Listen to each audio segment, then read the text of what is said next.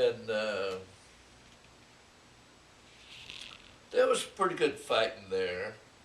You know, there's some planes flying around and shooting at each other, and the Japanese was quite a few of them on the island. They were shooting them and chasing them in these caves and putting flamethrowers in the caves and burning them up.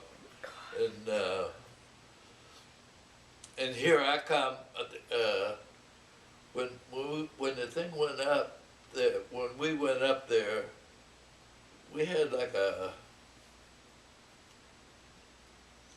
2 or 3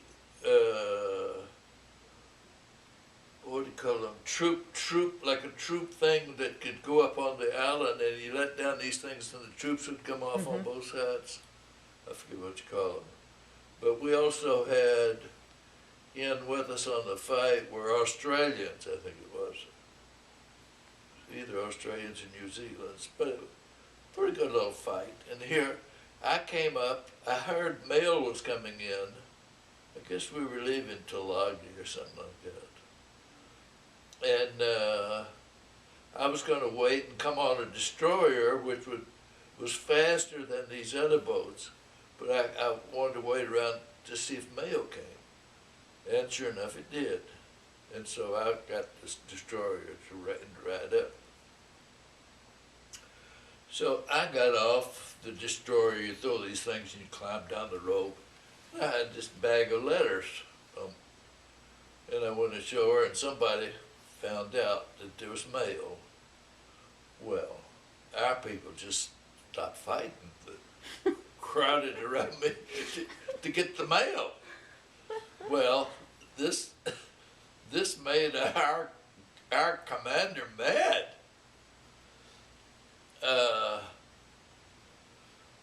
At the end of that, taking this thing, they promoted everybody in our unit 1 grade up, but me. And it was never said why I didn't get it, but it was either him or that ensign who reported to him who came to get the captain's a mail order, a money order one time, and I wouldn't write it because I wasn't writing money orders that day. He had to go back and tell him he couldn't get it. So anyway, everybody got promoted but me. Shortly after that, that captain went back to the States and went to school, to a school where they would govern places that we took, kind of thing, if that makes sense. But there was a school for people that did that. And another captain came in from New York. He was from New York. His name was Holtz, I remember. And he had a girlfriend in New York. He used to write him, I think, like a big fat letter every day.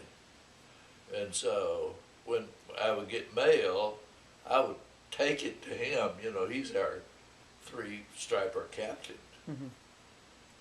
And I sort of got friendly with him. And we would talk, because I, came from New York, and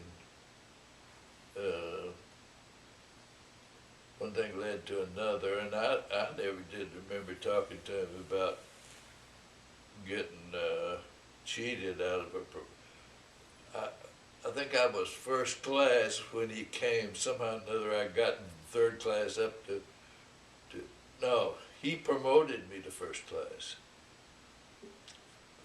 Somehow or another I had gotten to 2nd class, and he promoted to a 1st class petty officer.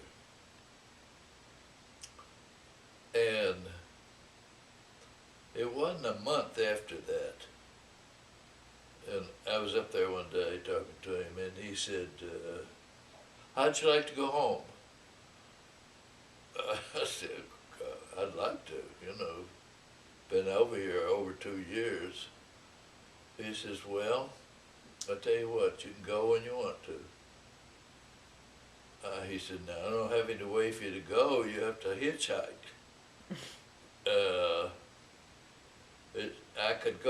I could hitchhike back through the Indian Ocean and come into New York, or I could have hitchhiked across the Pacific and come into Honolulu and San Francisco. So I chose that way. And he said, and here's a little present for you. And he gave me an anchor. It's a chief's anchor. So he made me a chief petty officer and told me I could go home when I wanted to. Oh. Now that doesn't happen to many people, I can guarantee you that. You're supposed to be at least in first class grade 2 years before you can be chief. Mm-hmm. I wasn't 2 months. And I told him that, and he says, I guess he take it. I guess he took a liking to you. I don't know what he did, but he let me go home, and I hitchhiked. It took a while, I'll say that, but I hitchhiked up toward the Philippines and got with a unit that had some planes flying out of it, and after there about 2 or 3 weeks, I got a plane to Honolulu. Mm-hmm. Took all night, all day, and all night on that plane Ah. from there to Honolulu.